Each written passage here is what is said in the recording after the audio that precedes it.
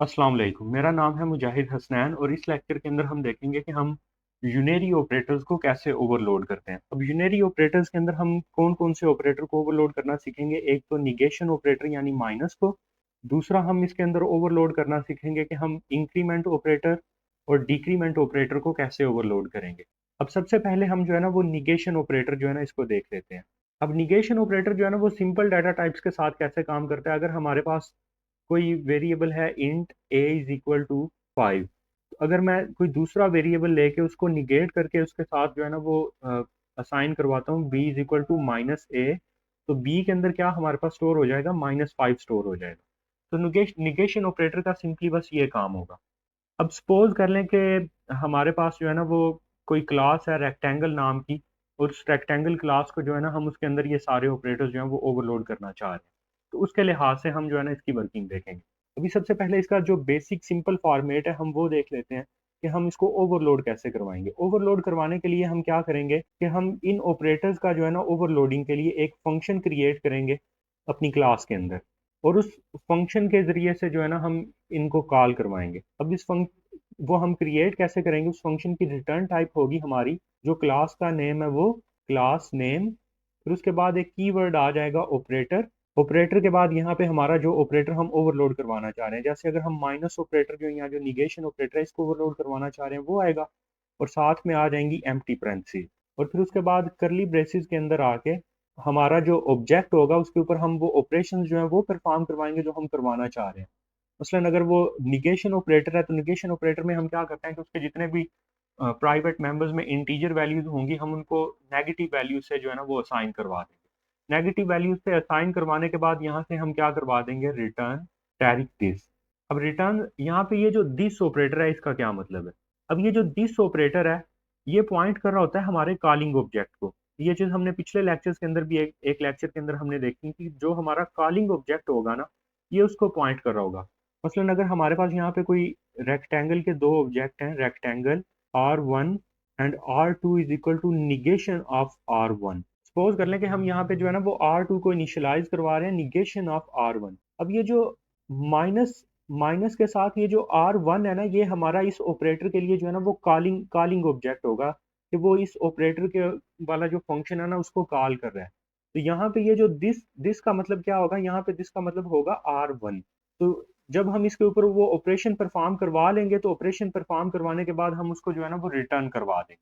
तो ये सारी चीजें जो है ना हम इसके अंदर जो है ना वो देखेंगे। उसके अलावा अगर हमने यहाँ पे प्लस प्लस ऑपरेटर को ओवरलोड करवाना होगा तो यहाँ पे सिंपली हम यहाँ पे प्लस प्लस कर देंगे।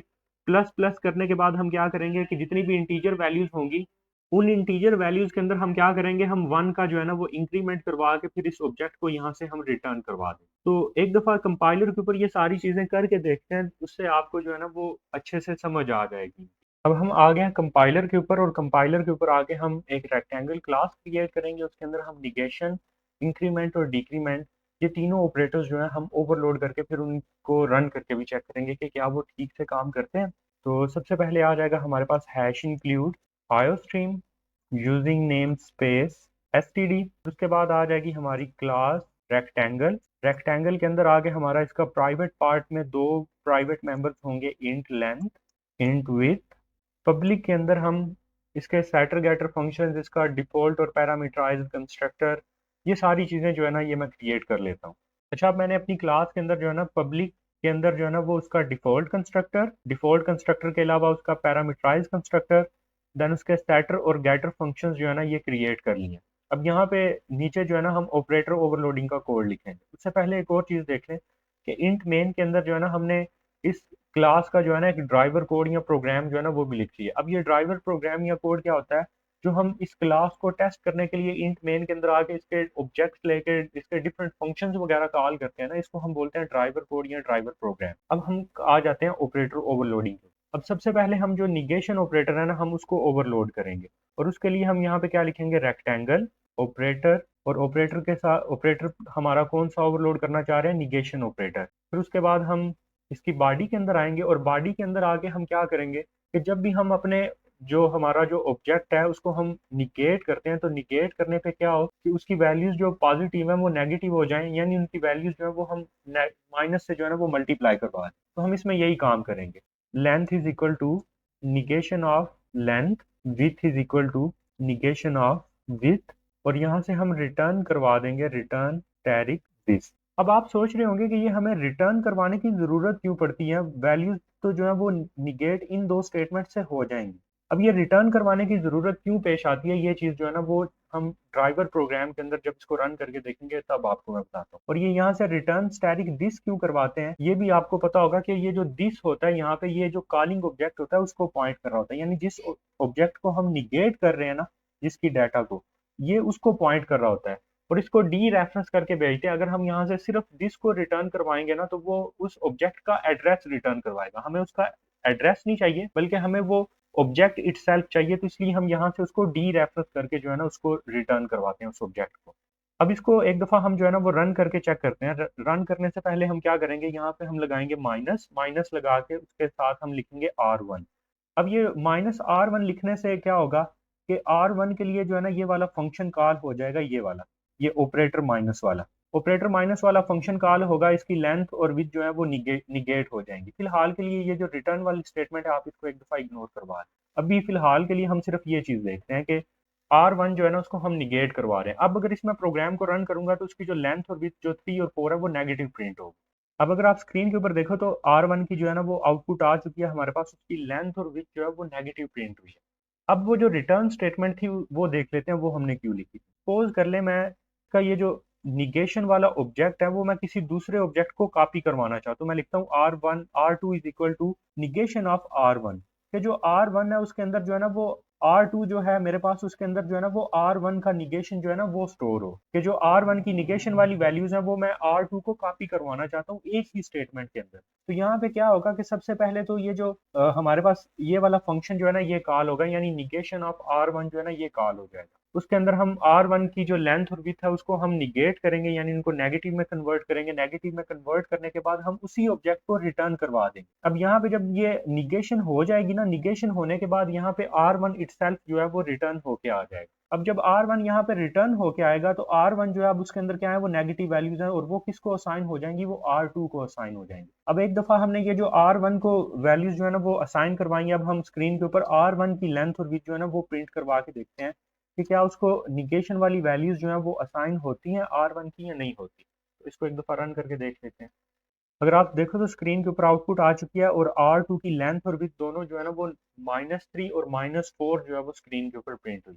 अब ये निगेशन ऑपरेटर के बाद हम जो है ना अपना इंक्रीमेंट ऑपरेटर जो है हम उसको ओवरलोड करते हैं। रेक्टेंगल ऑपरेटर प्लस प्लस, साथ में कोई भी पैरामीटर नहीं आएगा क्योंकि ये यूनेरी ऑपरेटर है। यूनेरी ऑपरेटर में यहाँ पे कभी भी पैरामीटर नहीं आएगा। अब इसके अंदर हमने क्या करना है कि जो लेंथ और विड्थ है उनके अंदर हमने इंक्रीमेंट करवाना है। तो यहाँ पे मैं लिखूंगा length plus plus width plus plus और फिर मैं यहाँ पे करवा दूंगा रिटर्न टैरिफ दिस। अब इससे क्या होगा कि जो हमारा ऑपरेटर जिसके ऊपर मैं ये प्लस प्लस या इंक्रीमेंट वाला ऑपरेटर जो है ना ये कॉल करूंगा, उस ऑब्जेक्ट की जो वैल्यूज होंगी यानी लेंथ और विड्थ है उनके अंदर इंक्रीमेंट होगा और उनके अंदर इंक्रीमेंट होने के बाद क्या होगा कि वो ऑब्जेक्ट यहाँ से रिटर्न भी हो जाएगा।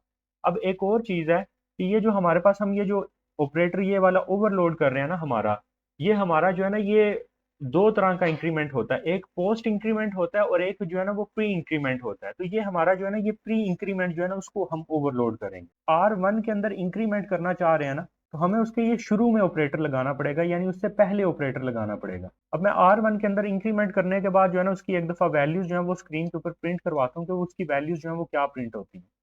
जैसे ही मैं लिखता हूँ ना प्लस प्लस R1, तो प्लस प्लस R1 से क्या होगा कि ये वाला जो फंक्शन है ऑपरेटर प्लस प्लस वाला, ये फंक्शन कॉल होगा, उसकी लेंथ और विड्थ के अंदर इंक्रीमेंट करेगा और किसी ऑब्जेक्ट को जो है ना ये रिटर्न करवा देगा।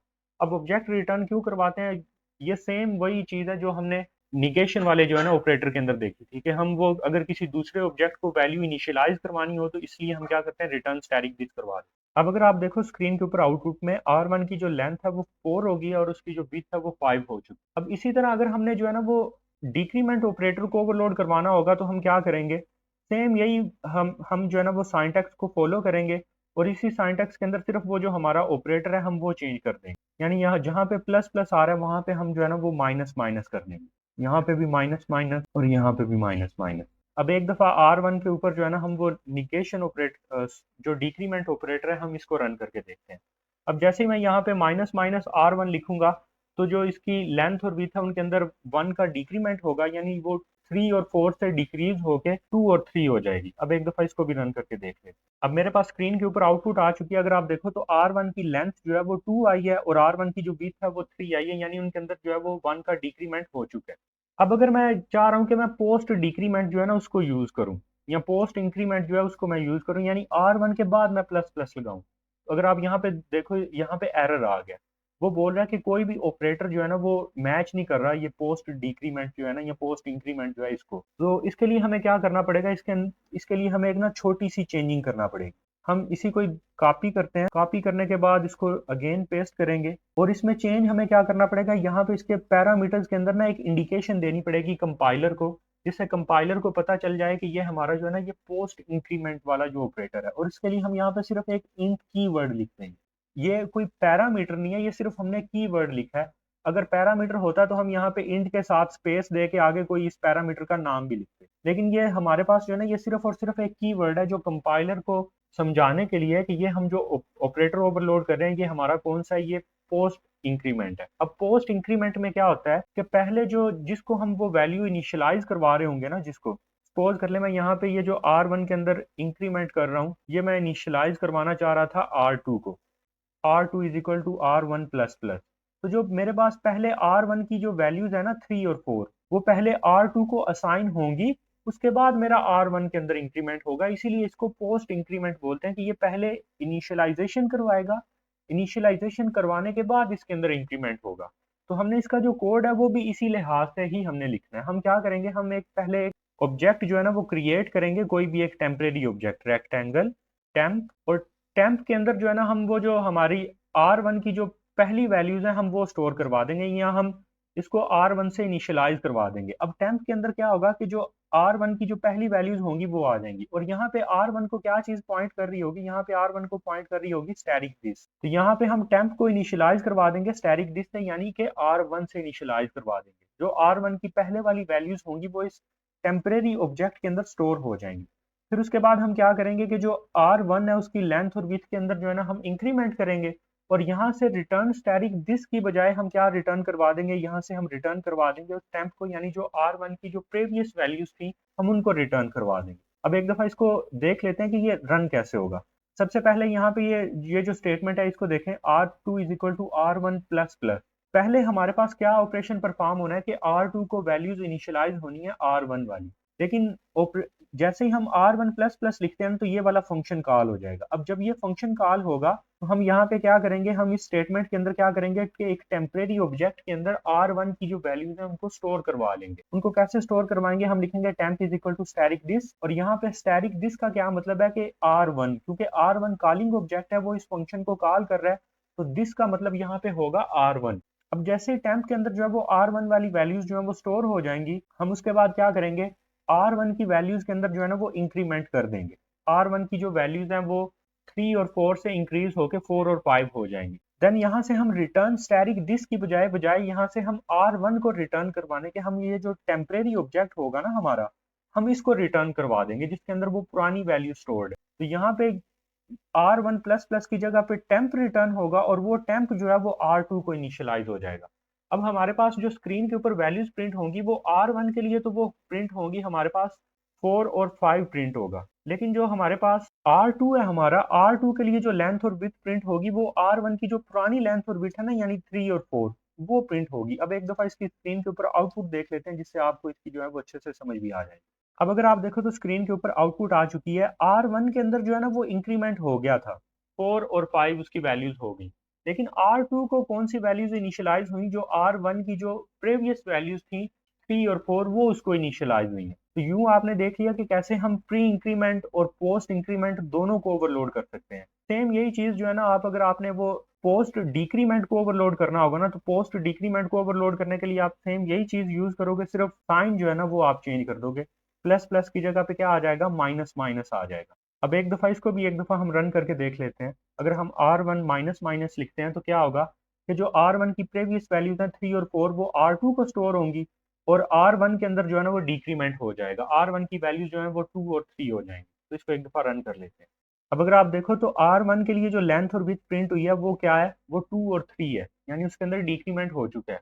और R2 के लिए जो लेंथ और विड्थ प्रिंट हुई है वो जो R1 वाली प्रीवियस वैल्यूज थी ना, जो उसके अंदर पोस्ट डिक्रीमेंट से पहले वाली वैल्यूज थी, वो इसकी प्रिंट हुई है। तो इस लेक्चर के अंदर हमने देखा कि यूनरी ऑपरेटर्स को हम कैसे ओवरलोड करते हैं। अब नेक्स्ट लेक्चर के अंदर हम देखेंगे कि हम अपने जो बाइनरी ऑपरेटर्स हैं, जिनके अंदर प्लस माइनस मॉडुलस या फिर उसके अलावा लेस देन और इक्वल टू, इन ऑपरेटर्स को हम कैसे ओवरलोड करेंगे वो नेक्स्ट लेक्चर के अंदर हम देखेंगे। आप चैनल को सब्सक्राइब कर लें और बेल आइकन को भी हिट कर लें ताकि नेक्स्ट लेक्चर की आपको अपडेट मिल जाए।